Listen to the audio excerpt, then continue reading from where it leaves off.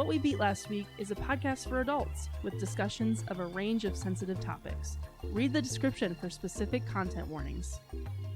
General spoiler warning for all the media we're about to discuss. If you don't want to hear spoilers for a certain thing, you can skip to the next chapter.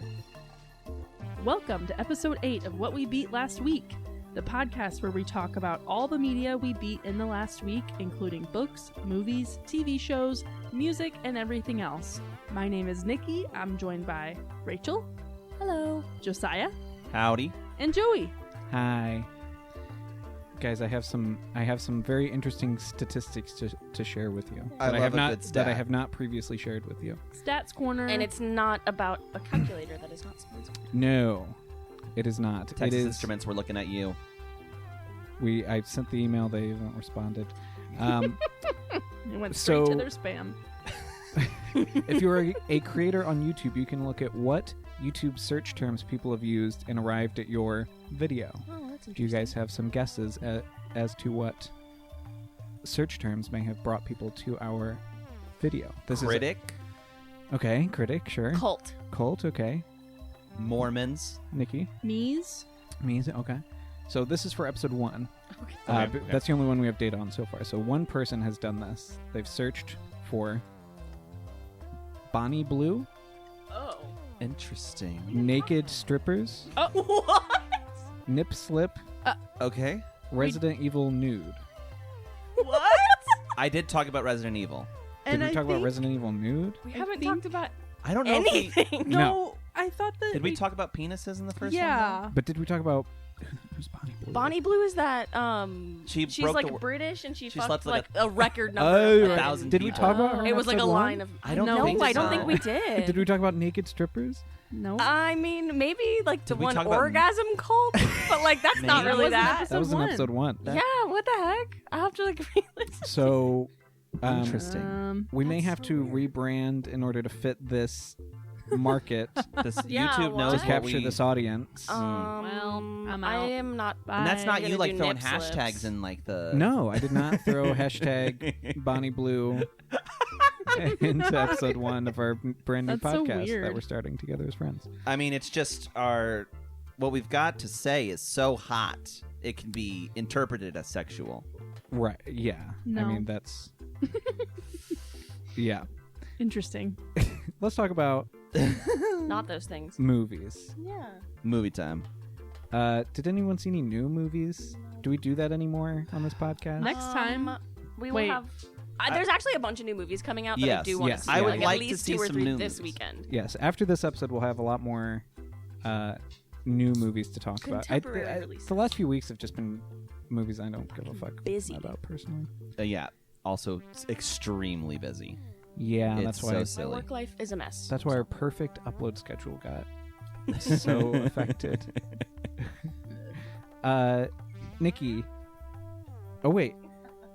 Huh? Cut that. Oh wait. Cut that. Me and Nikki watched a movie. Okay. Okay. I'm gonna Featuring? name some actors. Yeah, Julianne Moore is in it. Okay. Elizabeth Banks, Natalie Dormer, I don't know who that is. Mahershala Ali. It's got the guy who plays Foggy from Daredevil.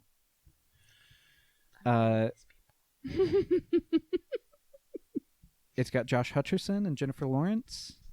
This is the second. the third last Hunger Games. Hunger movie. Games. Yes. The Okay, third yeah. Hunger Games. This movie. is Mockingjay Part 1. yes, 2014. Yeah. So we're now on the 3rd out of 4 Hunger Games movies. 3rd out of 4 Hunger Games movie. I guess not including. Of the OG. Right, yeah. Nikki, tell me what you think about it. I kind of like this one because it was like really grungy and getting serious, and also really scary PETA. I forgot. Oh, That yeah, was- he that he is goes haunting, crazy. yeah. I completely forgot how horrifying. I do remember that part of the books. Yeah. Peter Malark. They like CGI him to be really skinny, Oh. and he looks fucking. Looks I like a like jumped a bobblehead. little when he like leaped at. I jumped too.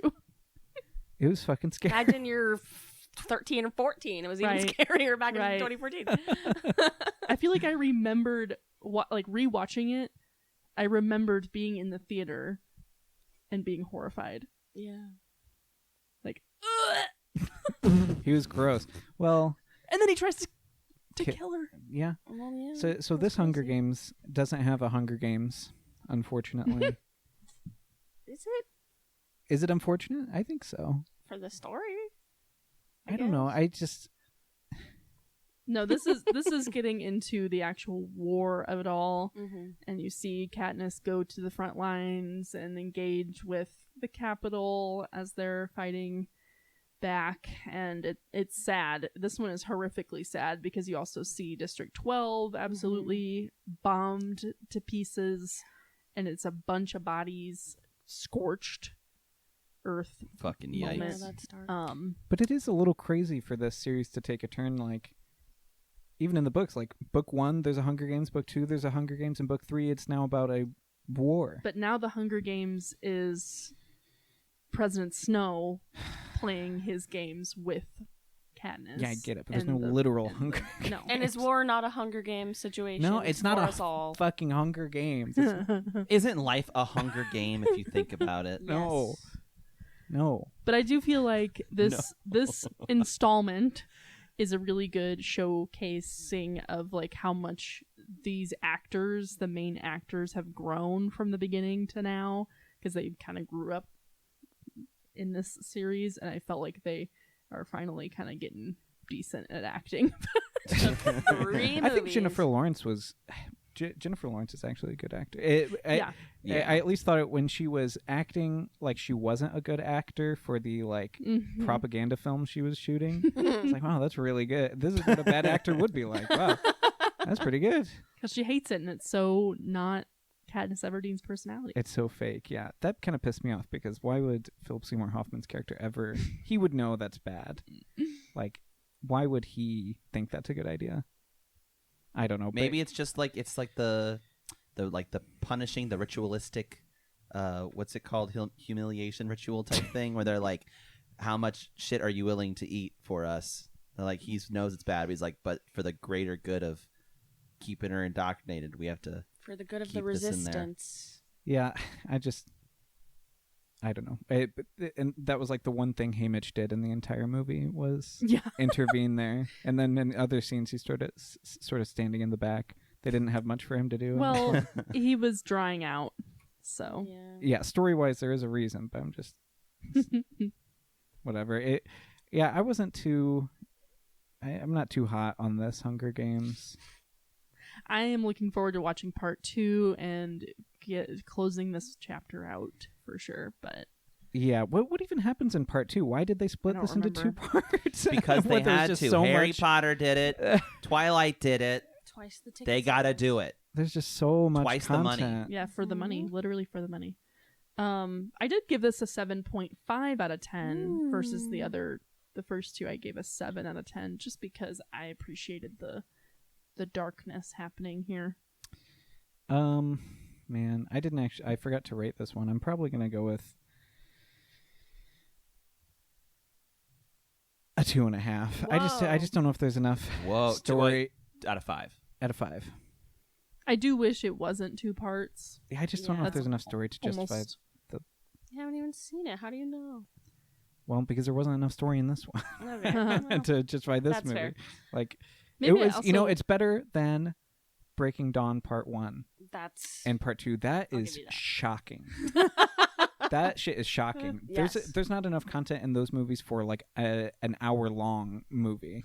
well, There's a I- lot of glistening in the sun occasionally, and forlorn glances And across CGI rooms, baby. and running really fast through the woods. Need 2 movies. hold on tight, Spider Monkey. Loca. Well, that's your opinion, so Yeah. whatever. Well, I'm just I I don't think know those why are perfect films. Yes, those are classics. Breaking Dawn. No critiques. Twilight actually had a plot. Like the first Twilight movie had a plot. And I- things happened, and there I was like a think if a- beginning, middle, and end. I think if a movie has baseball in it, it's a good movie. Yeah, so do I. That's why my letterboxed top 4 are A League of Their Own, Okay. Moneyball, Moneyball's a perfect movie. Field of Field of Moneyball Field of is Dream- a perfect movie. Moneyball's a perfect movie. What did I say? Field of Dreams. Dreams, Classic. Twilight. and 42. Oh, 42. 42 is a great movie. 42? 24? Have you ever 42. seen Bad News Okay, Bears? cut that. Much different vibe. Bad News Bears? That's Baseball, the though? one, That's the one we were talking about with Bad Santa Guy in it. What's his name? I said it the other day, I and I know. can't say it now. But the guy who played George Bad Santa... Thorg. No. That's George cut Soros? that. I said George Thorogood. George Soros is Thorogood. funding our podcast. No. We got a Oh, $14 million no. infusion into our podcast to spread his Wouldn't that be propaganda. nice? God, what the fuck's his name? From Fargo. Like Hitman from the first season of Fargo.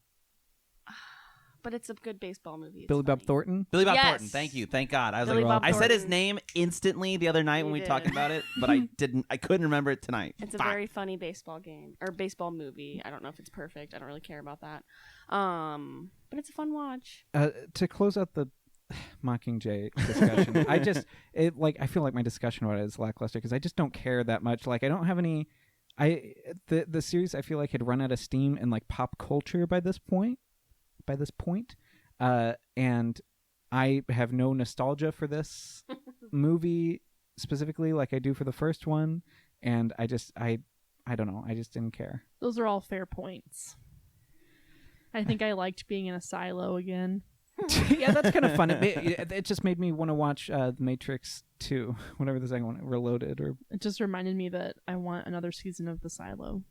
it's coming soon. I think it's coming in like July or something. God Yeah. is real. Silo season 3, yeah. We have things to look forward to. Yay! Talk about slow. What movies did Josiah and or Rachel watch? We Well, watched together. a single movie together. Together we watched one movie, Dracula Untold.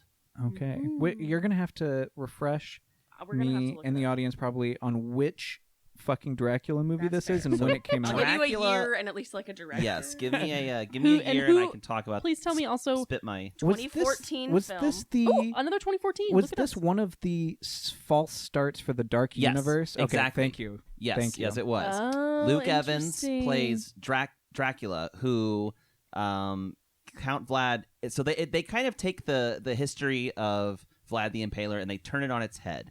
So essentially, Luke Evans plays Vlad the Third, and he's actually a good guy. He's actually a great king. He did some terrible things. He earned the reputation as Vlad the Impaler, At but war. he was Gotta do what you during the gotta war. do. But he was held hostage as a boy by the Ottoman Empire, trained to be a murderer. He was given up by his father, who was the king, To keep the peace. to keep the peace in Transylvania, and then was given back as an adult to lead his country after he, won his turf in the war. And now the Ottomans are kind of back, and they're again demanding boys for their military prowess. They're like, we need 1,000 boys, The hell? and then they also want his son, and As a peace offering. he Peace So in quotes. Luke Evans decides he doesn't want to do that, and he goes into the mountains and finds Charles Dance, Oh, who plays He was great. who plays the vampire master. It's just an unnamed vampire Oh. who lives in the mountain, and he goes, drink my blood and you get my powers for 3 days. Yo. And if you resist the temptation to drink human blood, then you will become whole again. You'll become a human once more. Ruh-roh. And so, he absorbs the power, drinks his blood, bolts back to his kingdom, slaughters an entire army by himself, Oh He uses it as a battle strategy. and it's he the pretty entire time effective. being a great dad. He does. He loyal loves his son. husband. It's actually such an unexpectedly He's like- nice part of the movie where he's just like such a good dad and like tells his son it's gonna be okay at every point. Aw. And like you don't expect that from Dracula. Kissing him on the Um, forehead, like wow. It's like Like- very tender. being like a genuinely like good leader up until his wife meets a tragic end. Which will create a villain arc. He then she's like dying. She falls from, by the way, like 400 A feet, great distance. and Not maybe he immediately dead? sort of semi Amazing Spider-Man tutor. Like he kind of caught her Oh, at the yeah. end and like broke her fall, but she still he was like- bats. he So was he bats. couldn't He can turn into actually bats. hold He her. control bats and Multiple bats? everything. Okay. He had really cool Dracula powers. Yeah. But yeah, she died. Like she's almost dead, and she's like, "Feast on me, my love, And save my son. and save our son." And so he does. He becomes full vampire. Wait, why did he have to feed on her? Because she was dying anyways. But And they he were didn't losing wanna- the war. They had been like invaded by the So Turks, and this took his son. So and he then, wanted to be. well, his a powers were vampire. running out, and he needed another strategy. Yeah. Okay. Yeah, he's like, And he's lost all reason to be good at that yeah, point. his so. wife Okay. is dead. He's What like, happened to his son? but he has to fight his way through thousands of men in order to get his son back. Oh, from okay. the Ottomans. Okay. The Ottomans also stole his son. Killed his wife, stole his The son. next part is really cool. And I'm He excited then to talk about it. Starts to slowly change, like his this monastery that he was hiding out in after they fled their castle. They're all like dying and being like having almost been entirely slaughtered by the Ottomans, Like fatal wounds. like sneak attack, and he slowly starts walking around and just turning people. And he Anybody gets- who's still alive, man or woman, turns into a vampire. yeah, and so he gets like a whole little vampire gang, and they go and they just wipe out all the Ottomans in the valley. Sick as fuck. It's- Co-ed vampire army in Transylvania is like actually the coolest version of Is this Dracula. movie good? This movie was is great. surprisingly good. Wow. It I'm not was gonna lie. tight as hell. It was a really fun It watch. did not drag. It did not. It just boom, boom, boom. It was tight. One of the better Draculas we've watched. Unironically. Wow. It was It was- very fun. Yeah. Yeah, because that other Dracula dragged. I Which one? liked it. But Dracula, a love story. Oh, that yeah. That's what he song. said. That's what he said right after. This one didn't have any like little funny CGI gargoyle little minions. gargoyles. What? Why not? Those are integral. It was not very horny. Is my only had a little horn. not compared to other Dracula movies, No, but it was for good in sure. other ways. But yeah, They made up for it. the sick co-ed vampire army like comes and decimates the Turks, and the only person left that's not a vampire from his like kingdom is his son, and he basically has to like release him to the monks because he doesn't want him to be a vampire. So the ending is kind of sad because spoiler alert, this movie is 12 years old. The sun comes up and they all die. Nobody gets into a tent. All of the vampires die immediately after they win. Oh. But what are you gonna do with a nation full of vampires? What are you gonna do? You know? And it's That's not, Is that unsustainable. what And happened it's to not the even- Ottomans? Huh? Is that what happened to the Ottomans? Yes. And That that's is not how even- I want to know history. And in that's my not version. even what like the sun didn't just come out. He controlled the weather. He split the sky. He had like a giant storm that he created, and he split the sky and moved the clouds, and the sun came Oh. down. Jesus. So he had crazy power. He was like the Ottoman Empire brought like 100,000 because he killed 1,000 by himself, and then 100,000 came for this time, and he controlled all the bats from I guess The bats were continents. super cool. It was And great. It was the like world sending them population out of in bats. waves Yeah. to take out the enemy. He like made a big fist and like slammed it down and crushed like a whole. death by Force. bats. He's It like was Green crazy. Lantern. It was It was really cool. awesome. But we also find out that he actually didn't die whenever he unveiled the sun and burnt everybody else up. His He weird had- little master man. That's He had been this following weird him little around. he had this weird little servant. It's basically He like Renfield. rejected him though. Yeah, he rejected him. Didn't want him because he was a good. He's like, get out of here. You're a blight on society. And he's like, yes, master. He like appeared That's like the a vibe. couple times. He was like at the very beginning. He was at the middle, and then he was at the end. And he comes out and he's like, I'd give you my blood, master. And then it shows him in like nowadays Present times, day. and it cuts to him like he meets Mina Harker, and he's like, oh hey, how's it going? It And was he's a like, nice you remind me of connection. my wife. It was the same actress with like Oh, a little And so modern that's bob. what I'm thinking is like, and then Charles Dance is back, and he's like, "Let the games begin." Okay, Huh? and that's the is this the setup for the I Dark think that's Universe? Okay. yes, Interesting. Yeah. It was really fun. yeah. So the mummy with Tom Cruise didn't succeed, so the Dark Universe never happened. Yeah.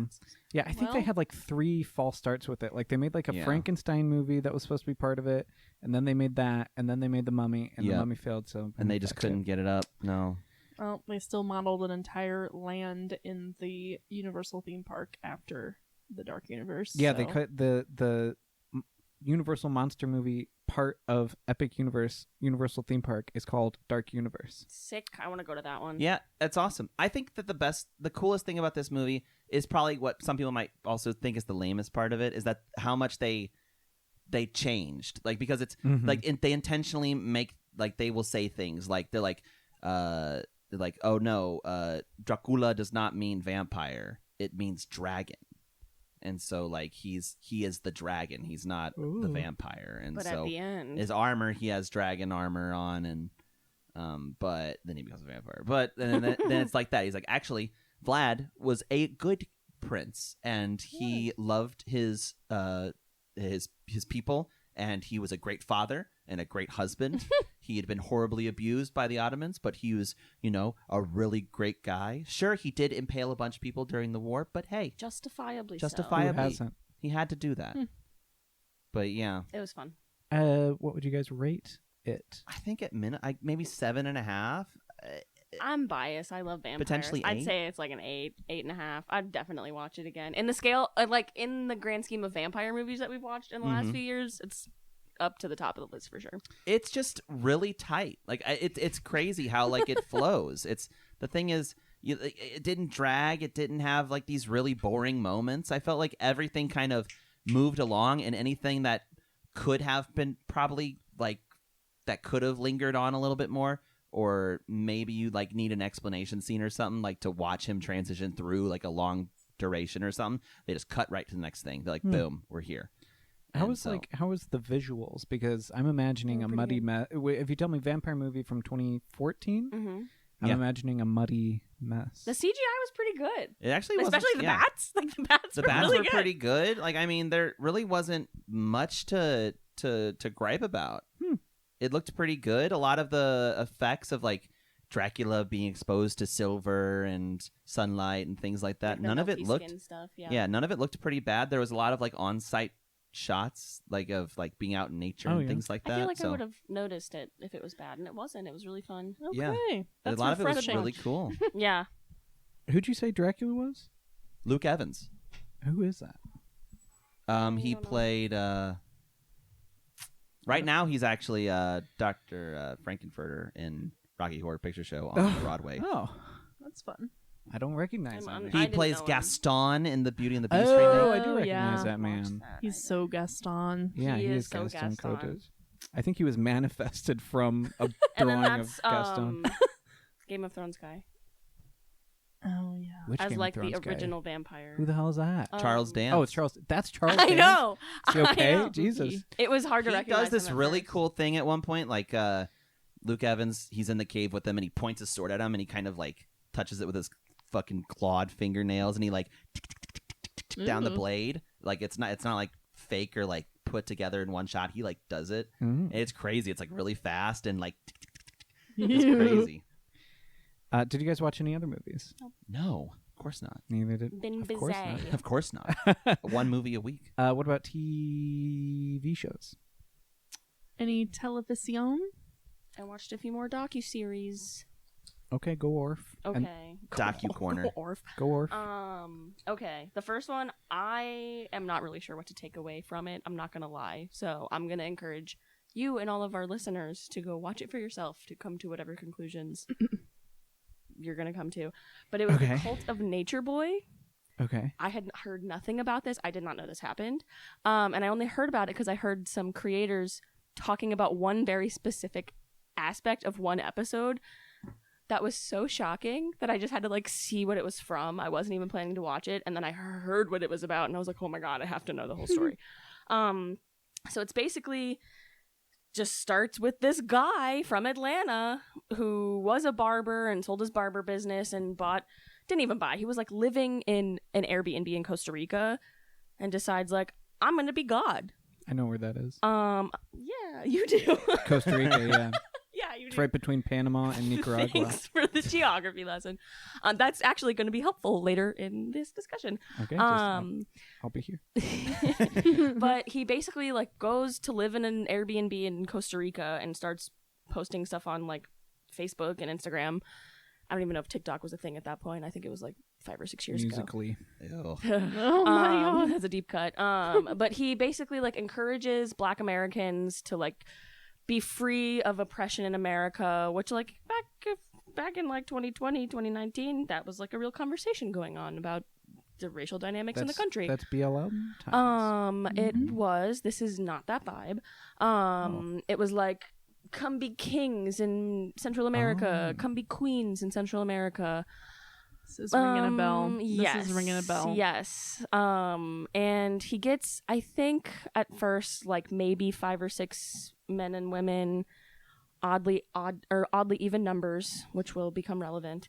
And basically encourages them to like be one with nature, only eat fruits and vegetables. Like, he lives in the Airbnb. You guys live in tents.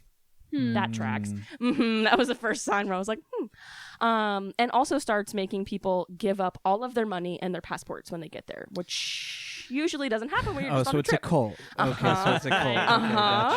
Uh-huh. And at one point, like, a white girl shows up and they like welcome her in, but there's like an international controversy because she's from Canada and she like cuts off all of her family, which he encourages. He's like, isolation is the key to enlightenment and you should cut everybody out of your life. And like, that's also not good advice for anyone. That's got to be the hardest part of starting a cult is saying the sentence, "Oh, I need your passports." If you can do that part, if you can do that part, you can do about the rest of it. Yeah, there's always something before that. Yes. You can't start off like hard. You have to have audacity. Let me take your first. Let me take your only independence. Yeah. It's got to be like, get you abroad and hey, take away your money and your passport. We're gonna do great things. The world is our oyster. Give me your money. There's a little bit more. There's a couple steps. Yeah. Let me have your passport.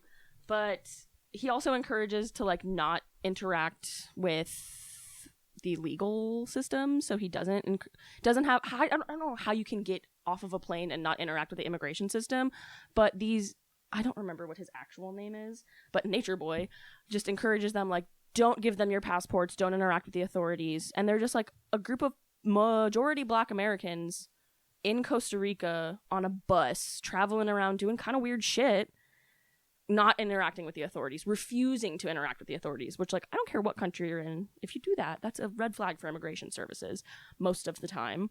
And so the bus gets stopped while they're all on an outing, and he, like, refuses to let the authorities on the bus, refuses to let anybody hand their passports, because I don't know if he even has them. And they get kind of brutalized by the authorities, which, like, is not fun for anything. But, like, if you're kind of being suspicious and you don't let them look what's going on, you know what the police do, they do that.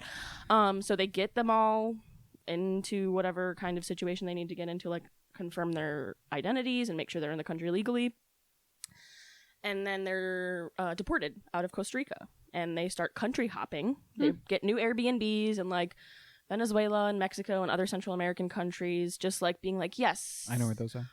Yes, you do, and that would be a fun reason to watch, just to like do your little game. But basically, he's like, he frames it as the community is being tested. We really need your support, and that's how he like fundraises online with all these people in the U.S. Like, this is the plight of our mission, basically, and like this is why you should fund our new Airbnb expense. So like it's like a crazy profit scheme, crazy, like there's not a lot of philosophy behind it. It's just like eat a lot of fruit and focus on your masculinity if you're a man and focus on your femininity if you're a woman. But that also turns into like hierarchy, and I'm gonna assign you a wife and you can't say no, and I'm also gonna have sex with you whenever I want. Yeah. Which goes with the cult leader thing. Classic.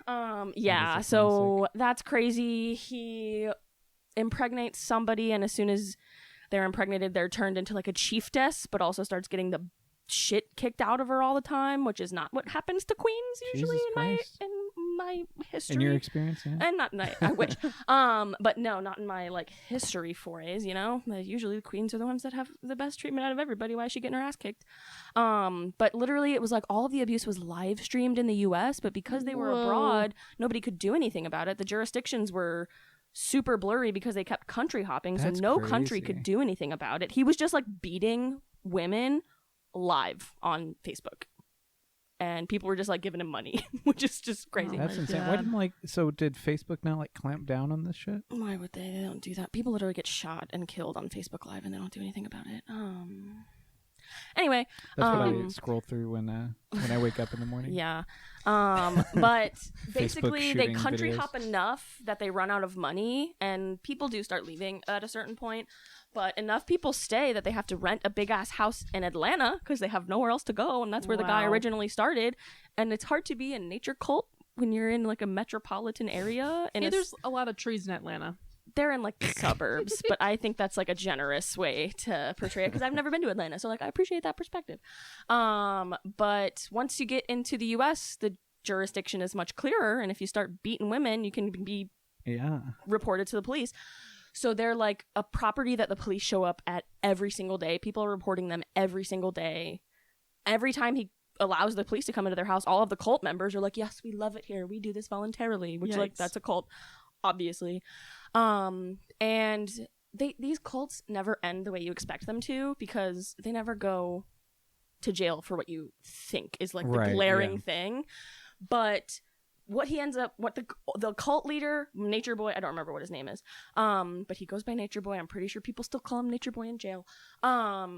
He convinces people to stay even after they're trying to leave. This one female member who he's having sex with against her will tries to leave, is literally getting into an Uber, and he's like, no, we have to fuck one more time. I need to come inside you one more time. And I think the exact reasoning I think is the exact reason he gave her, and she was like, yes, I have to do this, which is crazy, but like that's what cult indoctrination does to you.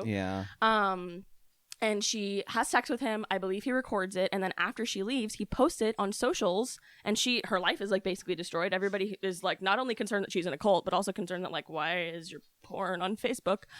And she didn't okay that. And that's what he ends up going to jail for, because revenge porn is illegal. Doesn't go to jail for any of the money laundering or the immigration international law issues. It's because one of the brave women who was being exploited finally was like, yeah, this is exploitation and I would like to press charges. Good for her. Wow. Because if it wasn't for her, there was all these reports, but no victims coming forward, so they couldn't do anything. So, yeah, it's crazy. He's the only one that went to jail, even though the cult members were like recorded doing crazy, egregious things. I Googled who NatureBoy was. And then like Ric that Flair what your reaction popped up. was? Yeah, I laughed in the middle of that because it was like Ric Flair is what? Dealing, what? kiss He did stealing, limousine driving. It was very heavy. Eligio, yes, that's how he. Bishop. Yes, he's in prison. Life without parole. Yeah. I don't understand in these situations why. Well, because American bureaucracy, but true.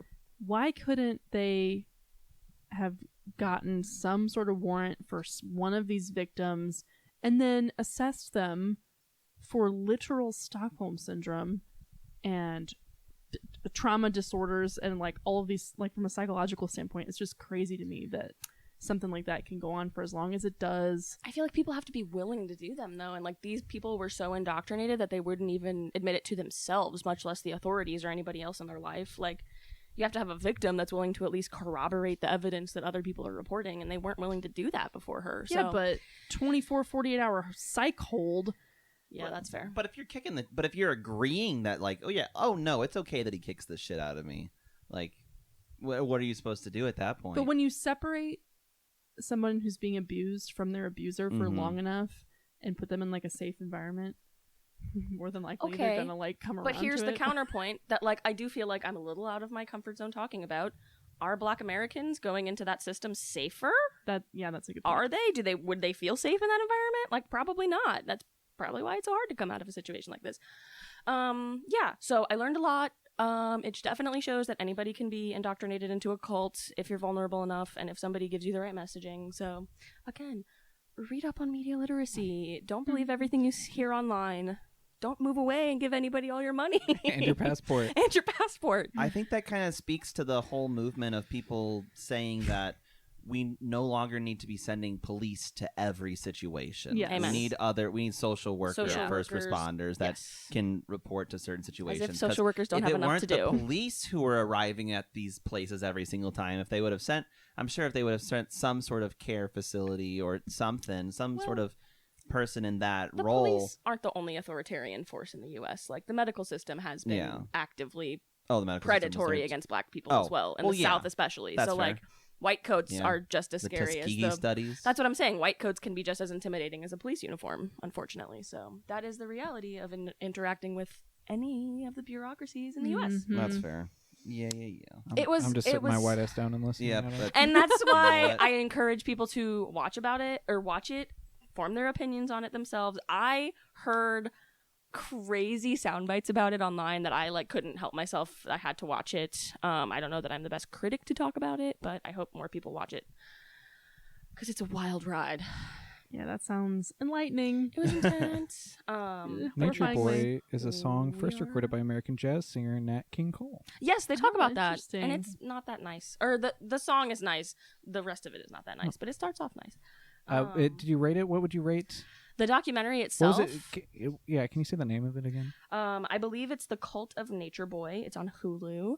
Oh. The way it was, like the documentary was very victim ex-member focused. It did a lot of interviews, which I liked a lot. I'm kind of suspicious of cult documentaries that don't include past members, right? But sometimes they all commit suicide, and that's not an option. Yeah, and I'll talk about a cult like that later. But yeah, it was very like victim focused. Kia got herself in a spot that she couldn't back herself out of. Her like tail was panicking.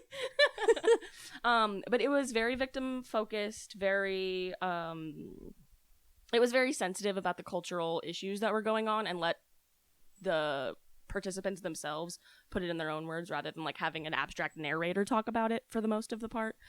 So it was good. It was well done, and I'm encouraging other people to watch it. So I would say it's like at least a 7.5, 8. It was pretty good. So how many more cult docuseries do you have? 2 more. How do you find all these cult docuseries? I work from home, and I have Netflix and Peacock and Hulu and all of the things that have to do with documentaries on them. So once you watch a few of them, you get suggested a lot more. Her whole homepage it's my is just whole queue. All of my algorithms are kind of fucked right now, but it's okay. Yeah, I'll load that shit up. Well, we can maybe bleep this part out, but I think that's why I heard about the Cult of NatureBoy, because one of the, like, I follow a few creators that were talking about it, and I really wasn't that interested in it until they were like, and when they started having the men drink his cum, that's when I knew it was a cult. And that happens in like the 3rd episode. I was like, that took you that long to categorize it as that? That's what it took? Which is that is a crazy part of it, but it was definitely cult before that. So yeah, like I said, my algorithm is a little fucked. It's pointing me in directions that I didn't think I'd be in, but that's what happens. Might need a cult cleanse. I probably should. I probably should. It's making me rethink a lot of things in my life right now with a much more critical lens.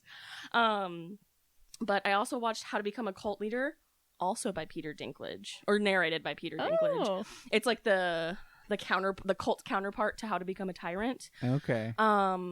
It follows the same pattern. It's about like the cult leader playbook, and each episode is about a different cult leader. I don't know that much about individual cult leaders. I know like cult tactics generally, but I learned a lot.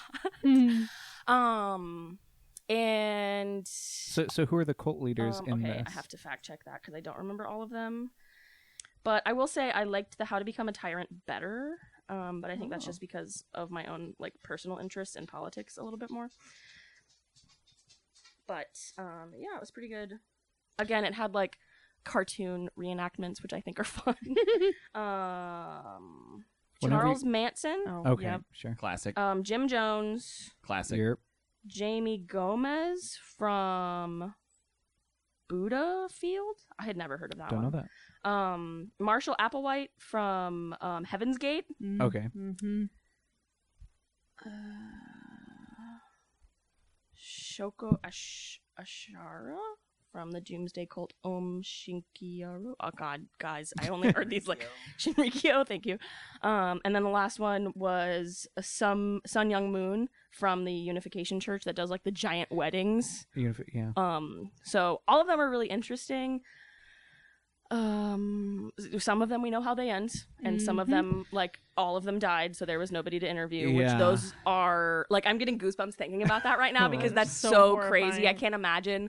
Like, I'm a political scientist and I love the like people part of it, like you have to talk to people and there's like ways to operationalize data that reflects human interactions, and like interviewing people about a cult that nobody survived from is crazy, because all the information we have is like the information that they wanted to be left behind, which is exactly what they want, you know? Like, there's no messaging to counter it because everybody that could have is dead. So it's people who got out early enough, and that's it. or scholars. And imagine Yeah. all the stuff that occurred between the time those people got out and Exactly. the end. So, in like the stuff that we do know about is insane. So, like, the stuff that we don't know about is chilling shit. So, a few of those were a little intense. But some of it was like wild to hear about. How like, I think the Buddha Field Jamie Gomez guy like was a failed dancer, and like because he loved dance, once he was a cult leader, was like, we need to make a ballet. And it was a whole ballet like venue that only members of the cult participated in and watched. Like didn't make any money off of it. Didn't invite anybody else. He was just like, I love ballet. That sounds Sounds cool. like a theater troupe. So, Yeah. like, some of it I can like really understand how people get wrapped up in it. Like like it's like we know a friend who's in community theater, a charismatic community theater leader, probably could start a cult pretty easily.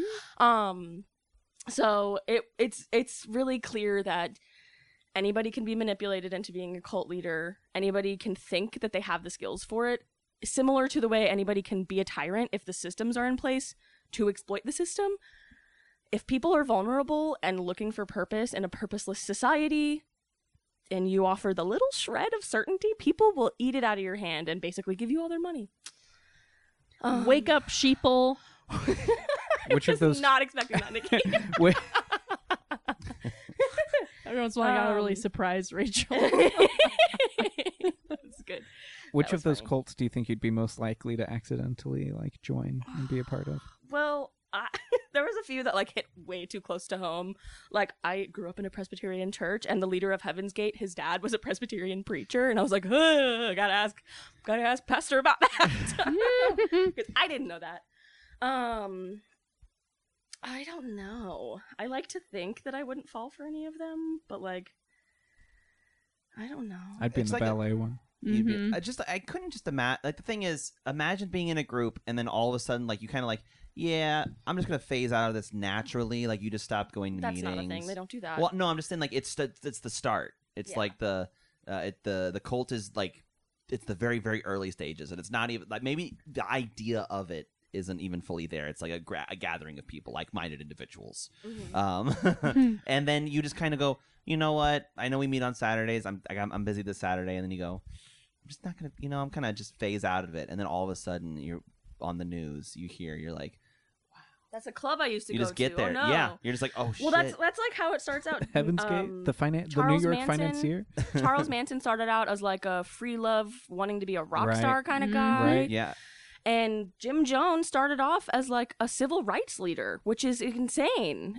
He actually got quite a few black members because of his civil rights work, and that like legitimized the rest of the community a lot and made him seem like really egalitarian, which is really crazy. So yeah, I like those two are unfortunately relatable, like It's- charismatic band leader can have a lot of groupies, It's weird. It's weird how influential and close to the heart some of these things are. Like Mhm. everyone's heard "Drink the Kool-Aid." Mhm. Like it's It just wasn't such a- even Kool-Aid. It wasn't even. But that's It what was people say. off-brand. I gotta look it up. That's what people say though. think it was, they like, go, Flavor Aid. "Oh, they're drinking the. Oh, you're drinking the Kool-Aid, huh?" Like it's just a thing people say, and in reality, like you're talking about like this, like what all happened leading Some to horrific that shit, yeah. moment. And then, Yeah. yeah. Google John. Have you ever heard any of Charles Manson's music?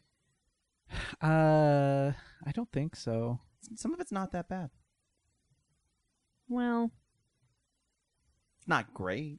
It was grape flavored Flavor Aid, off-brand Kool-Aid that killed everybody in Jamestown. man, grape. Jesus. I know. I feel like that's like such a dark detail because so many kids died. Oh God. Yeah. And That that's the one. worst part of all of the cults is like the kids who are born into it Yeah. and like Yeah. like their lives are irrevocably changed Yeah. because like they're indoctrinated from birth at this cult. So Mhm. and I will say the Sun Young Moon Unification Church thing where they have these like stadiums of weddings where everybody is like paired in black and white are visually crazy to think about. And people who are like, the best seat at Madison Square Garden I ever had was at my mom's wedding. It's just like so crazy. So it's a very interesting watch. That's another series that Peter Dinklage is great. they have a lot of like ex-members or former members. There's even a podcaster that I listened to that was one of the scholars that they interviewed, which I was like, oh my god. Don't you feel like some personal achievement when you see a creator that you like do something good? You're like, that's why I don't skip your ads. Yeah. Well, that's some real parasocial shit that I guess happens really to me all the time. Yeah. You see them getting like in a high budget show or movie, and you're like, what the? We did it! Yes! We did it! It's so real. Your success is my success, right? And that's how you join a cult. Wait a minute. Hold on, wait, wait a minute. Let's be critical thinkers here. My next one, there was no critical thinking involved, so. Wait, what'd you rate it? I liked it. I like the structure of it in the same way that I liked the How to Become a Tyrant, but I didn't like it as much. I think if you're into cults, you'll like it a lot. So 7. 7. I definitely was not like gripped by it. I had to like rewind a few times because I was not paying attention. But that's also like on my own attention span. Peter Dinklage, though. He's great. I'm glad he has a great voice. He really does. He has a really I'm glad that voice. that's what he's doing. I hope he picks cool projects again for me to watch. Thanks, Pete. The last docuseries I watched is actually like the premise of it is just gonna sound ridiculous, and it's ridiculous. Should I Marry a Murderer on Netflix? No. That's the only answer.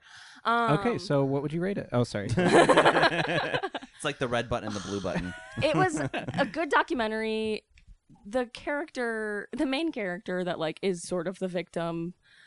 She is a victim. I will give her that. She is totally a victim. But she's just kind of a fucking idiot, and she should be smarter than that. Like that's what you think the whole time. Where did we say it was? Scotland.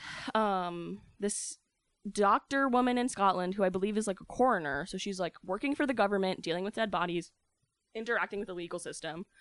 Gets her heart broken, gets on the apps. That's you know, it happens. That's how it goes. Happens to the best of us, you know? So that part is relatable. And she meets this, or like she like virtually matches with this guy, and they have great chemistry, and he's a hunter and a farmer, and he invites her to this like very remote farm that he Red flag. works immediately, a red flag.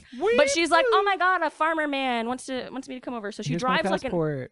What? I said, here's my passport. He doesn't do that. Thankfully, he doesn't do that. But invites her to like this remote farm, and they fall in love, and she starts to hang out on the farm a lot. And he's like a farmer and a hunter, so there's guns around. And he talks about gutting animals, and she talks about cutting up dead people, so they bond about death, which like is immediately like, huh. Yeah. Because some people bond about grief, but they were like literally bonding about like the mechanics of processing dead things, which is real dark. There's somebody for everybody. There is, and that's why that kind of thing, I feel like is a really deep thing to connect on. So they get close really fast, and like I think after like a month or two, they're engaged, publicly engaged. And her whole family. What? I said that's about how long me and Nikki took before we were engaged. Well. Oh, bleep that out. This is live. So We're streaming this on Facebook. Oh my god, the camera's right there. But they fall in love very quickly. Her whole family is like, who is this man? We haven't even met him. This is a huge red flag. All of her friends are like, this is a huge red flag. But she's like, I'm in love. Whatever. And as they get closer, she spends more time at the farm. Whatever, that's nice. And eventually, he confesses to her that, like, one night years ago, he hit and run a cyclist on a remote Scottish road and buried the body on the farm, which is crazy. And then she's, like, very, very conflicted, which is also crazy. I love you. If you said that shit to me, I would not be conflicted. And it's his brother, too. Him and his brother. Well, yes. He hit somebody. It is later revealed that the man doesn't die on impact. They leave him to die alone on the side of the street. God. Go get a different truck, the hunting truck, come and grab the body. He is dead at that point. They bury him, and then they hunt with clients in the same truck the next day. Yuck. You just a have cyclist. to have... Well, he was a cancer survivor. Oh my god. Who was on like a cycling across the country kind of trip that was public. Oh my and his family had been God. looking for him for years. There was like huge public resources used to look for him. It was a cold case. Everybody was sad about it. And that's another reason why this girl felt so conflicted. She was like, I love this man, but this is like a national tragedy. And now I know how it ended and I can't tell anybody. And she gets really wrapped up in it. And she decides to go to the police. Another instance of victims being failed. But she goes to the police and they initially arrest him, but don't have enough to actually charge him. So they have to let him go. Oh my God. Him and his brother know that somebody has told the police. And they're like, who would know? And he is so in love that he's convinced that it's some farmhand. They're like, it couldn't be my girlfriend who I just told and just met 3 months ago. Couldn't be her. So they continue their relationship after she has gone to the police. He is convinced it's not her. She is still getting dicked down, which is crazy, by a murderer. And obviously that muddies the feelings. If you're continuing to screw someone, regardless of the circumstances, that's hard to keep things straight. And so her family now knows that he is a murderer. Everybody in her life is like, this is not a good situation. You shouldn't be around him anymore. But if she all of a sudden cut ties, it would be very clear that it was her and she would be in even more danger. So she's in like this horrible limbo. The police are like, this is your fault. We're not going to help you. Sorry.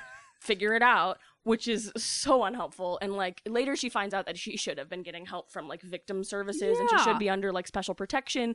But because she's a doctor and works for the government, they're like, you'll be fine. It's fine. You're smart enough to figure this out.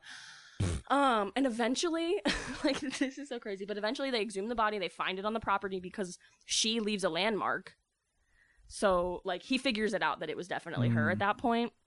But the body they exhume ends up in the office that she works at. So she loses her job because of it temporarily, because it's like a conflict of interest. Right, yeah. So she loses her job. She ends up like ending this relationship that's super important to her, and she spirals out of control in the time before the trial. So he's still free. They're still in a relationship together, and they're at her place, I believe. Both brothers, like both of the people implicated in this murder, are at her place, and the police show up and know her name, and they're like, how do you know these detectives? Why do they know your name? And that's how they all figure it out. And she has to like go in hiding at her parents' house, but he's met the parents. Christ. He's met the parents. He knows where they live. So like, it's not like she's protected at all. He's a murderer, just out and about. And she starts doing drugs. They've been doing drugs this whole time, though. Also, she like starts taking recordings of the brothers talking about this. Oh, what kind of drug? As they're snorting cocaine. You can hear them snorting cocaine on the recordings, which is crazy. Rip and dips. Which will hurt your credibility as a witness, unfortunately. And eventually he takes a plea deal. The brother, I believe, goes to trial and gets longer time. I don't remember. Maybe they both took a plea deal. Either way, they both went into jail for some amount of time.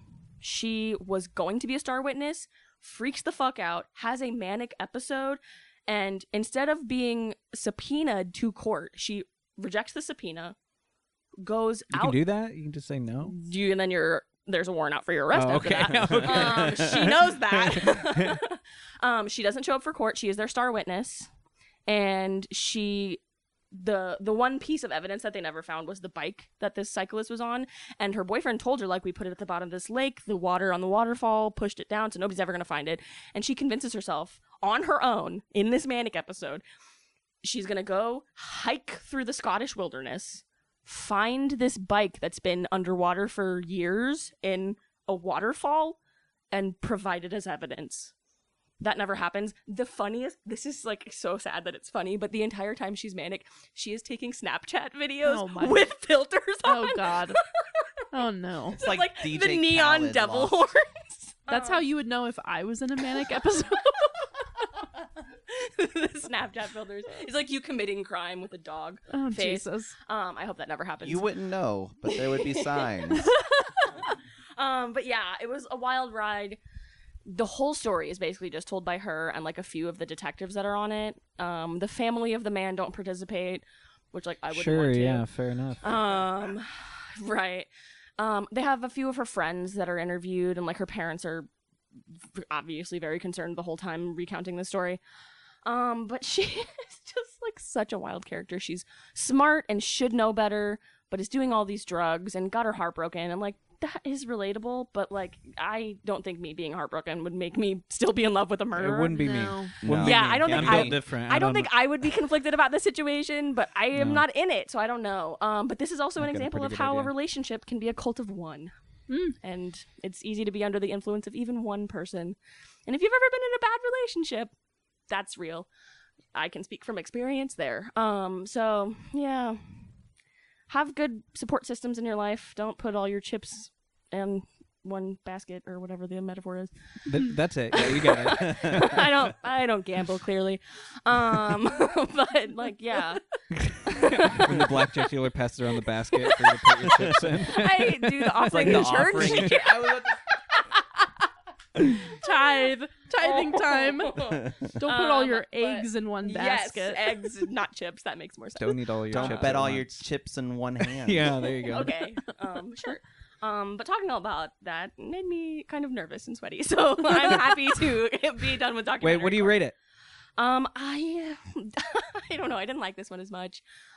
I don't know that I would recommend it to other people because it's a little ridiculous. Maybe a 6. Okay.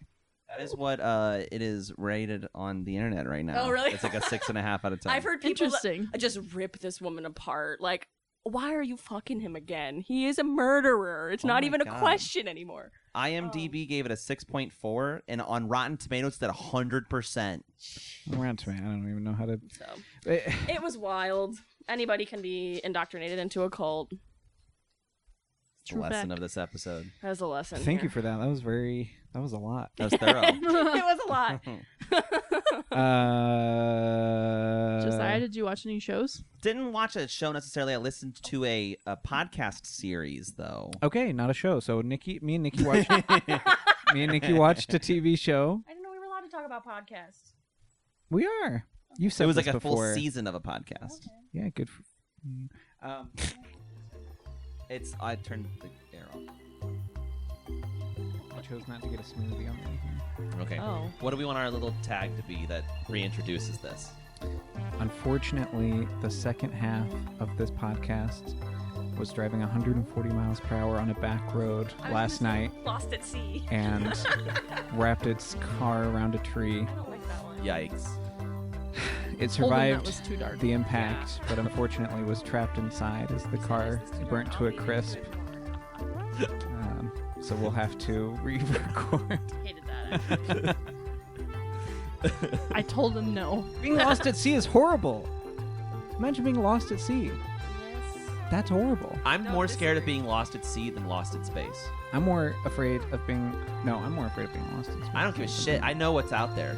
You know, I feel like I would die. I know quickly what's in out space. there. I would die quickly in space. I think it would take me. A We long time know to more die. about our solar that's system. horrible. We know more about our solar system than we know about what's going on in the fucking ocean. I don't know if that's true. We just found like 190 more moons around Saturn or something. Sick. Yeah, what do we learn about our ocean? Fucking nothing. There's no moons down there. I'm sure of that. Actually, What if there's a we fucking did. rift down there like in Pacific Rim? You know what we did just learn? That what we thought was the largest octopus, we've now found that there's a larger octopus. Sick. Sir, there's a larger octopus. Until they build a larger octopus. Octopuses don't get that big though, do they? It's fine. And by that I mean like ancient fossils of what has Oh. existed on this planet. Octopi. They Used to found live. a bigger beak. You ever see those big rhinos? Big what? Aren't Rhinos? Rhinos? Aren't rhinos all of them pretty big? You mean like Imagine- ancient ones? Until Oh, they build okay. a bigger rhino. Yeah. Imagine the giant sloth. Ooh, do you guys want to go to the new sloth exhibit? at It's the like zoo? the biggest like land creature that ever Motherfucker ain't existed. got no horn. No, yeah, it's like a Basically a hornless. giraffe. A hornless rhino? Yeah, but Not- it's Ew. huge. Not my Earth. naked. Naked, hornless rhino. What's that next? away. A virgin rhino? Jesus Christ. Kangaroo. Yeah, that's my favorite one to see on the What? Facebook Marketplace. Why does Joey, it have throw a the big old picture up right dick? here. It's so every time I look by it, I go, and then I scroll through because little Joey just looks like just this huge penis coming out of it. Oh, it's. What do you want the tag to be? And also, it looks like a fucking horse. Okay, so this is what I want to say. Ready? It's not what a kangaroo looks like. This is what I want to say. Ready? Ready? There's a lot wrong. hello there, audience. I do apologize. It looks like we experienced some technical difficulties there, and looks like, unfortunately, half of our podcast passed in its sleep. It was around its loved ones, the four of us, and its final wish was for us to do sort of a little speed section here. So what we're gonna do is we got 3 minutes for each of these.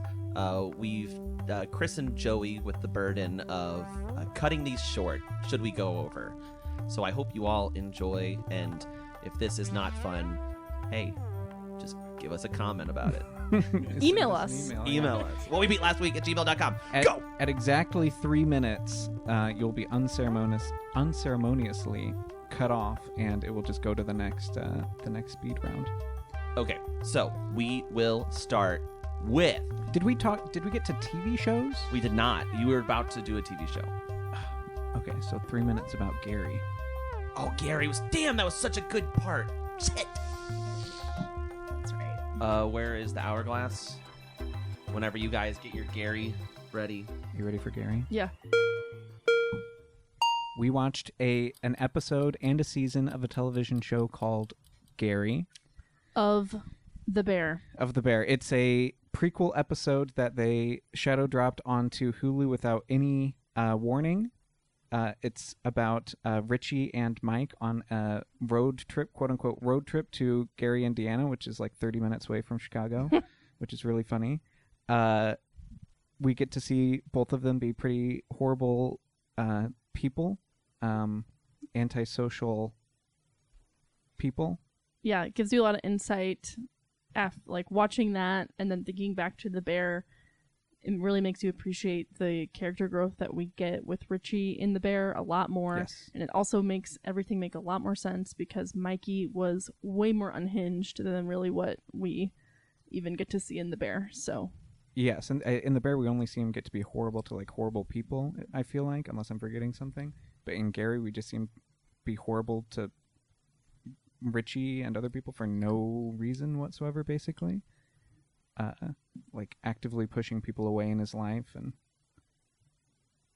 it's oh god. You're doing great.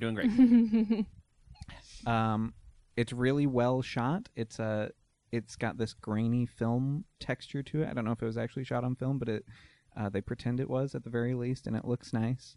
Feels artisanal, feels like real people having a real moment. Yes, they go into a diner, and it's definitely not an actress. It's definitely literally just a diner owner that they met in Gary, Indiana. That's one of my favorite parts. Yeah, which is awesome. They go to all these like uncinematic, beautified places in Gary, Indiana that just look like real place. They're just like hanging out in an alley, and there's like trash everywhere, and it's like, yeah, that's what alleys look like in the Midwest. True. What fucking Gary, Indiana looks like. Yeah. I was pleasantly surprised by this, though, not knowing at all what to expect since it was just shadow dropped. And it does have a very different feel from the Bear because the Bear is like super crispy and you get these long, beautiful shots of like food being prepared. That is not at all what is happening in this Yes. single episode, single season moment. Now I'm curious if we're going to get other things from the Bear universe. I would be interested in seeing more, but I don't know what it would be about. What do you rate it? 5. Of course. So I was sitting there minding my own business, Oh my God. and Rachel proposes this Facebook video that she had seen saying, hey, I got suggested this video game about cleaning up a library. And I said, hey, I just bought that game. I said, who would play that game more accurately? And I But said, take it away. you know what? I will. And you know And you what? did. That's one of the best damn games I've ever played. I think I'm going to quit my goddamn job and become a speedrunner. Librarian, tidy up the Arcane Library. Fantastic. It's a game all about picking up books and putting them on the right shelf. There's something satisfying about it. It is a nightmare. Initially, you look at it and you see this librarian. It tells you on the screen. They're like, all right, 40 rows you have not finished, and also over 3,000 books you have not picked up. It is very daunting. You don't know where to start. You just start grabbing stuff. You're like, okay, maybe I pick something. You see, like for me, I decided to pick up, I was like, okay, these are spell books. So I see like fire spells, wind spells. Okay, those all go here. So there's, it'll tell you if you put it on the right shelf, and it'll tell you if it's in the right spot. So usually it's volumes 1 through 3, 1 through 5, and then 1 through 10. And so you need to put them on the right shelves. And as you start doing this, it takes a long time. It took me, this is about a 4.5 hour, I believe. 4.5 hour was my first run through. Took me That's crazy. about 2 to 2.5 hours. I'll say 2.5 hours to complete 2 rows of books. That sounds But so also I'm working unpleasant. on several rows, and I'm not, really efficient at it yet. So I finally get 2 rows, and they give you little powers. They go, hey, by the way, now you can make this easier on yourself. You have 5 different powers. You have the powers to sort all the books in your hand. You have the power to search for a book that you're holding and see all of its duplicates.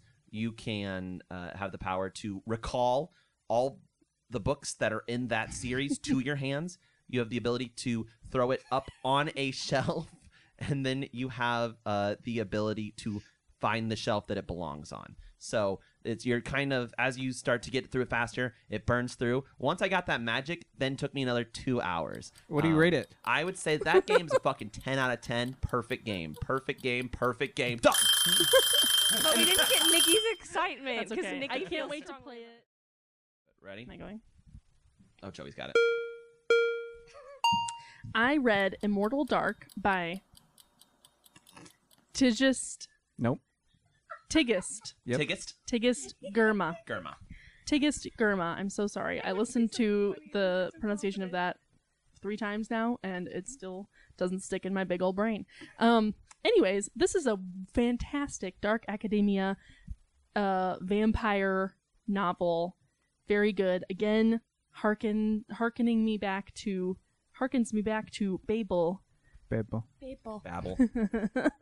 Because it's kind of like a magic university moment. Mhm. But this is like an interesting enemies to lovers, and there's like house magic and a whole bunch of background lore. The magic system seems very cool and interesting. Like their magic is kind of tied into their home and Sick. the university itself. This also has, I think, a 99% black cast, which is very cool. And there's some like African historical elements wound into some of the stuff.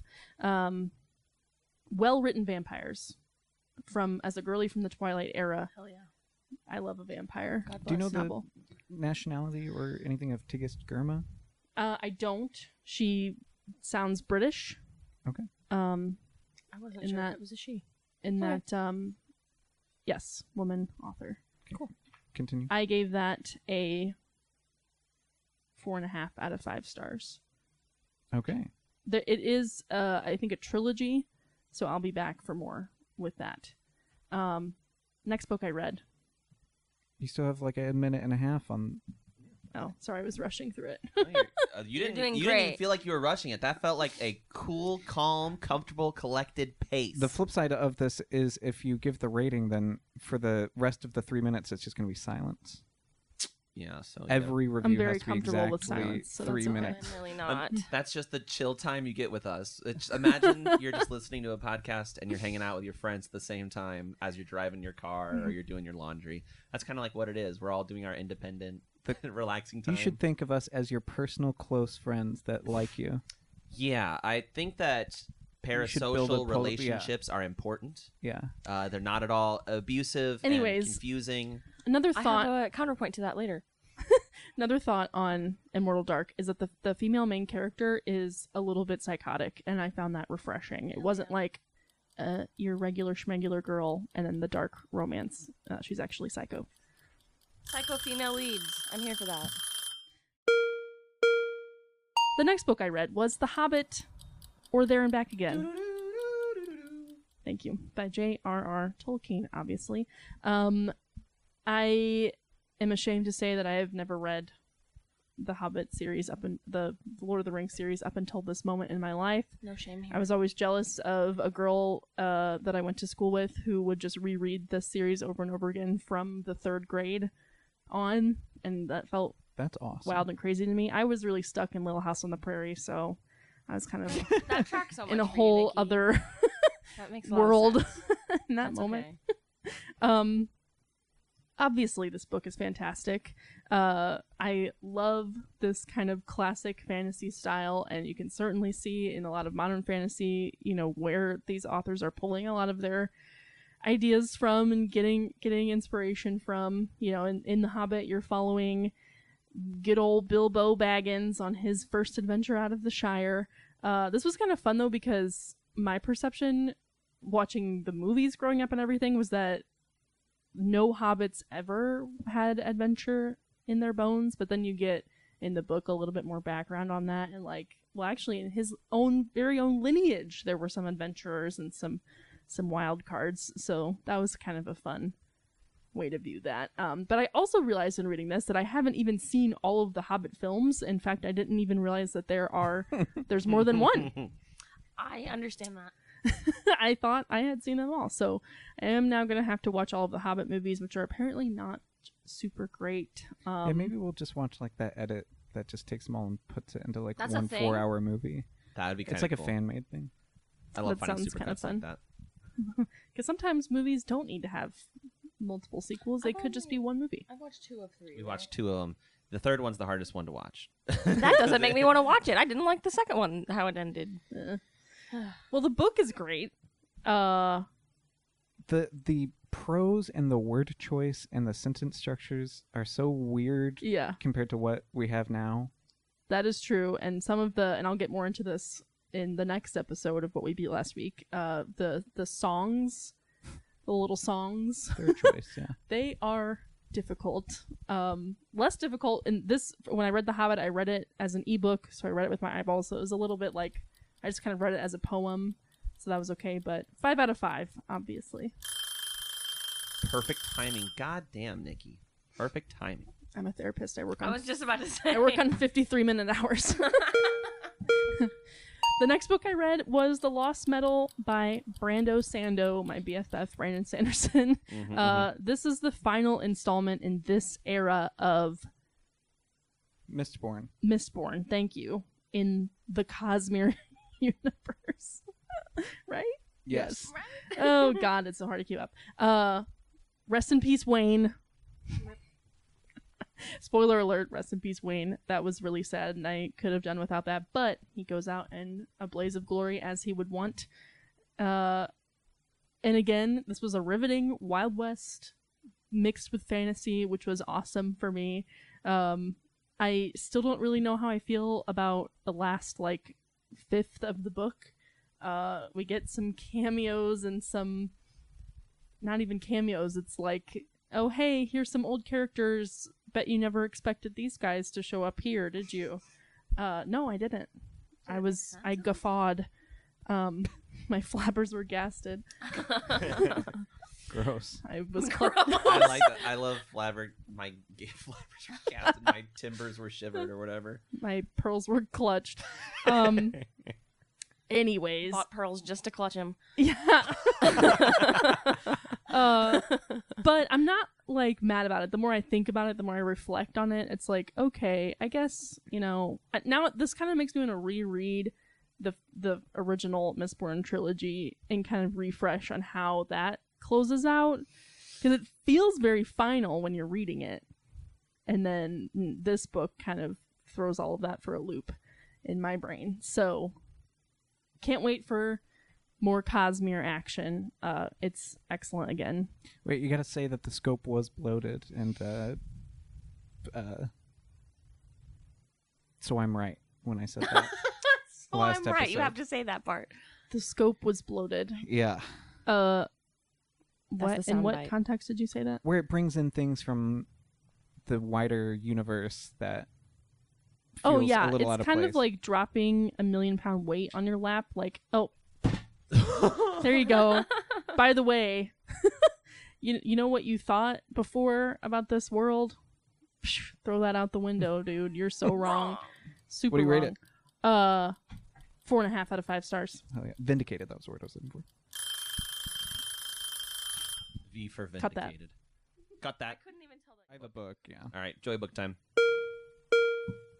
I listened to the second Dungeon Crawler Carl book, Carl's Doomsday Scenario. I don't even need 3 minutes for this because a lot of my review will be just the same as the previous book because it has a lot of the same positives of tangible progression and all that. But this book felt a little less like an expansive journey like the first one did, where we have so much to learn in the first one about the universe and what's going on, and a lot of that is since it happened in the first, they don't have to do it in the second, so it feels a lot more of like the same in this one. They add quests, which I don't feel like adds much to it, honestly. Because before it was sort of them making their own quests. They would come across things and have to decide what to do about it, and if they wanted to get involved with things, they would. If they didn't want to, they wouldn't. So I don't know if like the in-game, in-universe concept of a quest adds a whole lot, and it just didn't feel, because this one is only one floor of the dungeon, the previous one is 2 floors of the dungeon. It wasn't.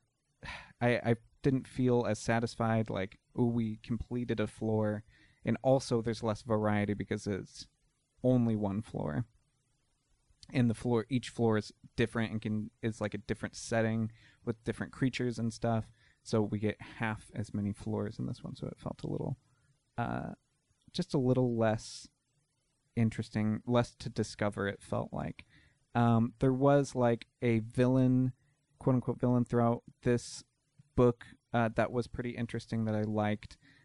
She was a very interesting character. I can't think of her name, but she was like a snake lady who was like central to their quests throughout this one. That was interesting, but I hope the future, and this one was a couple hours or several hours shorter. The audiobook was several hours shorter than the first one. It's a couple hours shorter than the next one. So hopefully I feel a little more satisfied with the length of future ones, because this one, it just did not feel as complete to me and as satisfying. So I would still give it 4 out of 5 stars. It's still a unique, interesting thing to me, and I was wanted to see.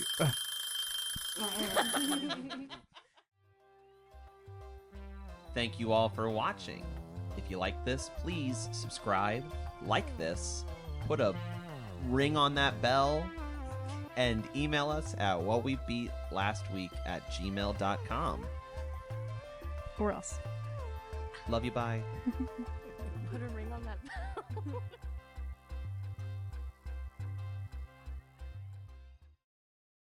What do you rate it? 5. Out of. No, the That's timer got cut actually off. hilarious. It's over. What do you rate it? 5. I don't rate it 5. And then my rating I think it's a isn't in there. 4.